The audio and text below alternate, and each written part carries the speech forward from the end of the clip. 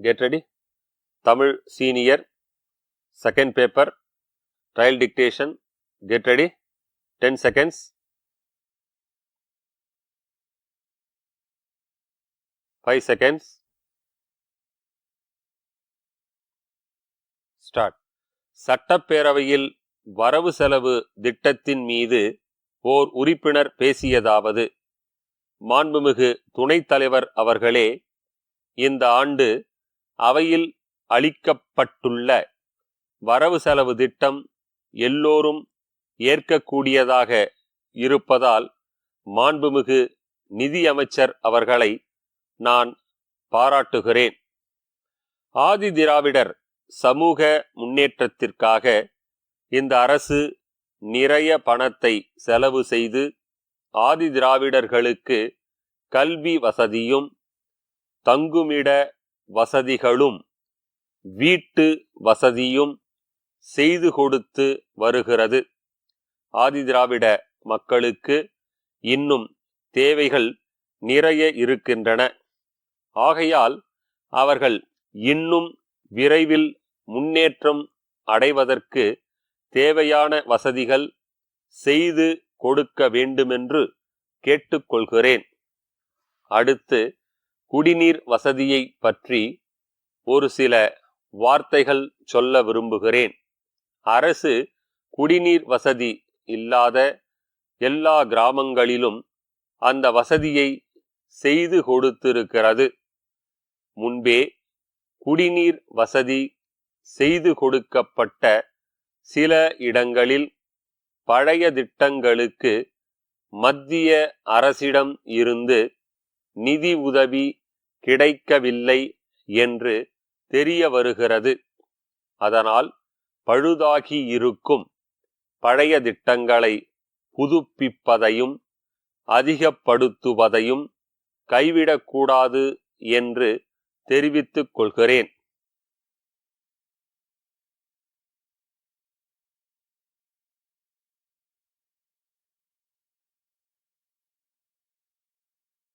Get ready. Tamil Senior, second paper, code number of the question paper 1755. 1755. முதலில் பிரிவு 1 சுருக்கத்திற்குரிய பகுதி வாசிக்கப்படும். இந்த உரை பகுதி நிமிடத்திற்கு 90 சொற்கள் வீதம் வாசிக்கப்படும். படிக்கப்படும் உரை பகுதியை சுருக்கெழுத்தில் நீங்கள் எழுதி கொள்ள வேண்டும். அதை 150 சொற்களுக்கு மிகாமல் அயர்கூற்றில் கடந்த கால வினை சொல்லாக்கத்தில் தகுந்த தலைப்புடனும் உட்தலைப்புடனும் சுருக்கி அளிக்க வேண்டும். சுருக்கி அளிக்கப்பட்ட விடையில் உள்ள வார்த்தைகளை எண்ணி விடையின் கடைசியில் குறிக்க வேண்டும்.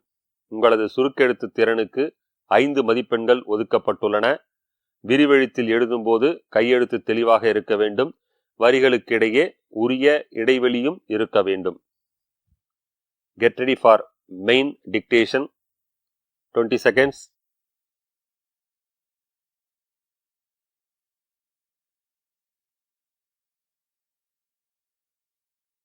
Ten seconds. 5 seconds. Start. Adi Dravidar மற்றும் பழங்குடியினரின் கல்விக்காக செயல்படுத்தப்படும் திட்டங்கள் குறித்து மாண்புமிகு அமைச்சர் அவர்கள் ஆற்றிய உரையாவது: மாண்புமிகு பேரவைத் தலைவர் அவர்களே, ஆதி திராவிட மக்களின் கல்வி அறிவினை உயர்த்துவதே சமூக மாற்றத்திற்கு அடிப்படையாக அமையும் என்பதால் கல்விக்கு முக்கியத்துவம் அளிப்பதற்காக இத்துறையால் பல்வேறு திட்டங்கள் செயல்படுத்தப்படுகின்றன என்பதனை முதற்கண் தெரிவித்துக் கொள்ள ஆசைப்படுகிறேன். உயர்கல்விக்கான தேவையினை கருத்திற்கொண்டு மாணவர்களின் எண்ணிக்கை உள்ளிட்ட பல்வேறு அம்சங்களின் அடிப்படையில் இத்துறையின் கீழ் இயங்கும் பள்ளிகள் அடுத்த உயர் நிலைக்கு தரம் உயர்த்தப்பட்டு வருவதோடு இப்பள்ளிகளுக்கு தேவையான கூடுதல் வகுப்பறைகள், அறிவியல் ஆய்வகங்கள், குடிநீர், கழிவறைகள் ஆகிய அடிப்படை வசதிகளும் தொடர்ந்து ஏற்படுத்தப்பட்டு வருகின்றன என்பதனை தெரிவித்துக் கொள்கிறேன். ஆதிதிராவிட மாணவர்களின் கல்வியறிவு, வளர்ச்சி விகிதம் மற்றும் கல்வித்தரம் ஆகியவற்றை உயர்த்திடும் பொருட்டு இத்துறை ஆதிதிராவிடர் நலப்பள்ளிகள் மற்றும் விடுதிகளை சிறப்பாக நடத்துவதுடன் பல்வேறு கல்வி உதவி தொகை திட்டங்களையும் செயல்படுத்தி வருகிறது என்பதை பெருமையுடன் சொல்லிக் கொள்கிறேன். ஊரகப் பகுதிகளிலும் தொலைதூர கிராமப்புறங்களிலும் வசிக்கும் மாணவ மாணவியர் கல்வி பயில போக்குவரத்து ஒரு தடையாக இருக்கக்கூடாது என்னும் அடிப்படையில் அவர்கள் படிக்கும் கல்வி நிறுவனங்களுக்கு அருகில் ஆதிதிராவிடர் நல விடுதிகள் நடத்தப்படுகின்றன. இது மாணவ மாணவியரின் இடைநிற்றலை தவிர்த்து அவர்கள் தொடர்ந்து கல்வி பயில வழிவகை செய்கின்றது என்பதை மகிழ்வுடன் கூறிக்கொள்ள கடமைப்பட்டுள்ளேன். சமத்துவம் மற்றும் சமூக நீதியின் ஒரு முக்கியமான அங்கமாக பெண் கல்வி விளங்குவதை உணர்ந்துள்ளதன் காரணமாக பெண் கல்வி சிறப்பு ஊக்கத்தொகை திட்டத்தினை இத்துறை செயல்படுத்தி அதன்படி அரசு மற்றும் அரசு உதவி பெறும் பள்ளிகளில் ஆதிதிராவிட மாணவியர் 100% பள்ளியில் சேருவதை உறுதி செய்வதற்கும் அவர்களது இடைநிற்றலை குறைப்பதற்காகவும் ஊக்கத்தொகை வழங்கப்பட்டு வருகிறது. ஆதிதிராவிடர் நலப்பள்ளிகள், பழங்குடியினர் உண்டி உறைவிட பள்ளிகள் மற்றும் இத்துறையால் நடத்தப்படும் பள்ளி விடுதிகளில் தங்கி கல்வி பயிலும் மாணவ மாணவியருக்கு 4 இணை சீருடைகள், சமூக நலத்துறையின் கீழ் இயங்கும் மகளிர் தையல் கூட்டுறவு சங்கங்கள் மூலமாக வழங்கப்படுகின்றன. பல்வேறு பிரிவுகளில் மாணவர்களது பொது அறிவு திறனை மேம்படுத்தவும், குடிமைப்பணி மற்றும் இதர போட்டித் தேர்வுகளை எதிர்கொள்ள தயாராகும் வகையிலும் இத்துறையால் நடத்தப்படும் பள்ளிகள் மற்றும் விடுதிகளில் புத்தகங்கள் மற்றும் பருவ இதழ்கள் வழங்கப்படுகின்றன. இத்திட்டங்களினால் ஆதிதிராவிடர் மற்றும் பழங்குடியின மாணவர்கள் பயன்பெற்று கல்வி பயின்று வாழ்வில் உயர் நிலையை அடைவார்கள் என்பதை தெரிவித்துக் கொண்டு இந்த நல்வாய்ப்பிற்கு நன்றி தெரிவித்து எனது உரையை நிறைவு செய்கிறேன்.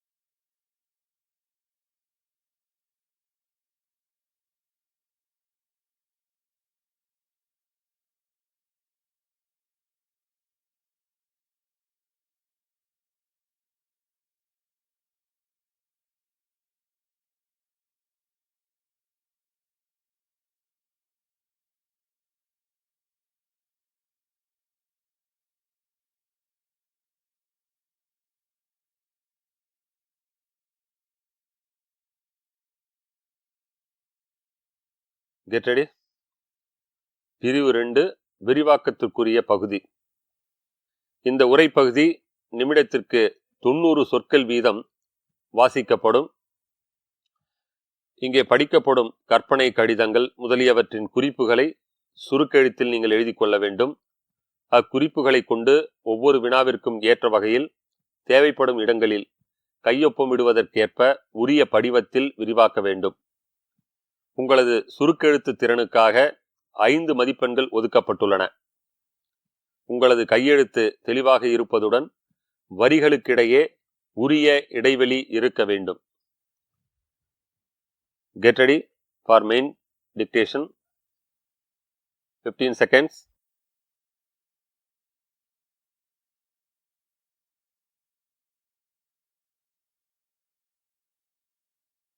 Five seconds. Start. 1. Chennai Tamil Nadu தொழில் வளர்ச்சி கழகத்தின் தலைவர் மற்றும் மேலாண்மை இயக்குனரால் தற்போதுள்ள அலுவலக கட்டடத்தை இடித்து தரைமட்டமாக்கி கழிவுகளை அகற்றுவதற்கு மூடி முத்திரையிடப்பட்ட ஒப்பந்த புள்ளிகள் வரவேற்கப்படுகின்றன. பணியின் மதிப்பு 150 லட்சம் ரூபாய். முன் வைப்பு தொகை 1.5 லட்சம் ரூபாய். மேலாண்மை இயக்குனரின் பெயரில் தேசியமயமாக்கப்பட்ட வங்கியில் கேட்பு வரைவோலையாக சென்னையில் மாற்றத்தக்க வகையில் எடுக்கப்பட வேண்டும். பணியை 2 மாதங்களுக்குள் முடிக்க வேண்டும். ஒப்பந்த படிவம் மற்றும் இதர விவரங்கள் 22/4/2022 வரை கழகத்தின் இணையதளத்தில் இருந்து பதிவிறக்கம் செய்து கொள்ளலாம். ஒப்பந்த புள்ளிகள் 16/5/2022 மாலை 3 மணி வரை பெறப்பட்டு அன்று மாலை 3:30 மணிக்கு திறக்கப்படும். ஒப்பந்த புள்ளி கோரும் அறிவிப்பு தயார் செய்க. 2.